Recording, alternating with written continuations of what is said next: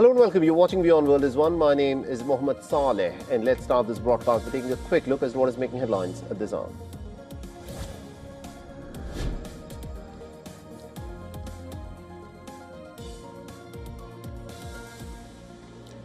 The US has confirmed that two of its service members and one civilian were apparently killed in Syria after an ambush by a lone gunman linked to the terror group ISIS. 3 other US service members were also reportedly injured, and the US says that the gunman was engaged and then killed.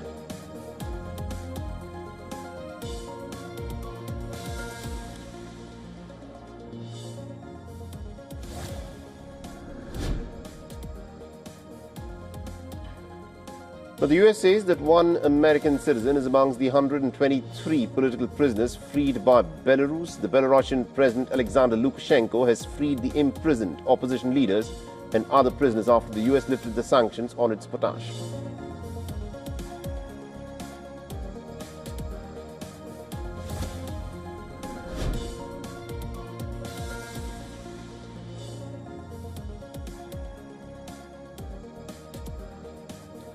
And Ukraine has fired the US-made M270 rocket system at the Russian targets in the Donetsk region. This comes as the US brokered peace negotiations between the two countries are still underway.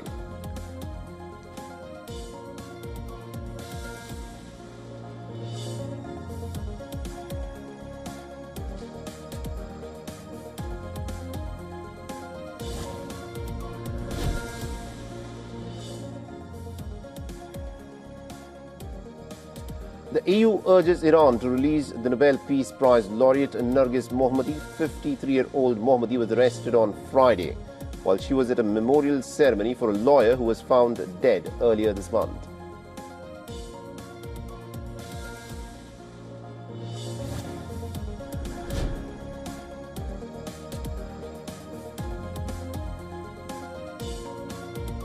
The US Secretary of State Marco Rubio announces that Washington will take action against Rwanda over the latest violence in the Democratic Republic of Congo. And Rubio has accused Rwanda of violating the Washington Accords, ratified in presence of the American President Donald Trump.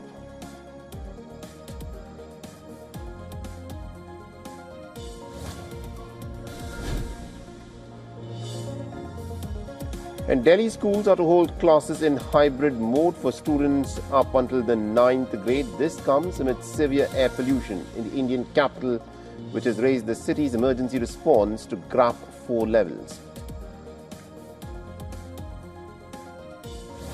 From a cowboy hat in the Oval Office to a coin that bears his face and Epstein files back in the spotlight, Donald Trump is once again owning the internet. Symbols, controversies and also viral moments, all coinciding in this one look. Take a look.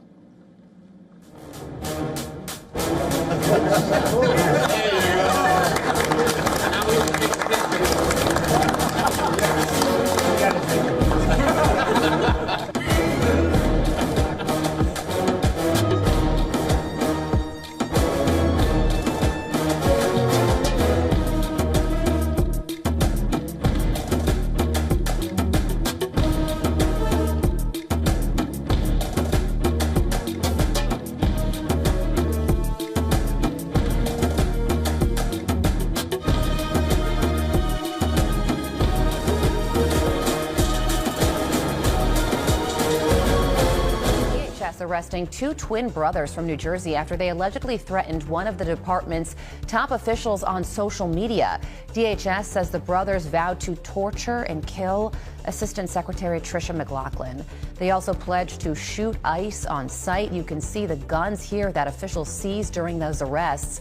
One of the brothers is facing multiple charges, including criminal coercion and cyber harassment. Right now, I do want to take you back out to a breaking news story that we are covering internationally involving American troops. This is a post right here coming in from Fox News as a senior U.S. official confirming there that there have been several injuries after American service members were ambushed in Syria earlier on today.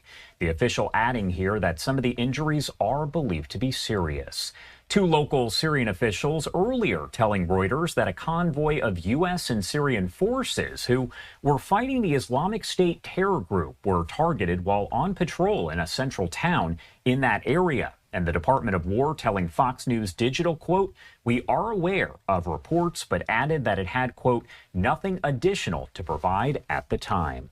Jennifer Griffin with Fox News, who joins us quite a bit, posting this on social media saying a senior U.S. official confirms to Fox that there have been multiple injuries after U.S. service members were ambushed in Syria. She says, developing, of course, there is a lot that we still do not know at this point, and we are following the latest, likely to get some information here at some point from President Donald Trump and potentially the Department of War Secretary Pete Hegseth. Now, we did hear from Dan Diker, president of the Jerusalem Center for Security and Foreign Affairs, telling Fox News Digital, quote, "The United States, CIA, and military forces are reportedly deeply involved in securing and stabilizing the situation in Syria. As of June, the U.S. had about 1,500 troops left in Syria after withdrawals and consolidations that were ordered by the Pentagon, and that number expected to drop to just several hundred by the end of this year." That's according to Jennifer Griffin. Griffin did report that the U.S. had 8 bases in Syria to keep an eye on ISIS since the U.S. military went to prevent the terrorist group from setting up a situation taking place there in 2014, although 3 of those bases have since been closed down or turned over to Syrian Democratic Forces. Monday, tens of thousands of Syrians flooded the streets of Damascus to mark the first anniversary of the Assad regime's collapse 1 year ago. Those celebrations did come a year after former Syrian dictator Assad fled the capital as rebel forces swept through the country in a lightning offensive that ended 5 decades of Assad family rule and opened a new chapter there in Syrian history. Again, we are working to get some more information here as a senior U.S. official confirming to Fox that there have been multiple injuries after U.S. service members were ambushed in Syria. No number released. We know that some of the injuries are believed to be serious, but that is it at this point. And we are waiting for some potential comment here from President Trump or others, possibly the Secretary of War, Pete Hegseth.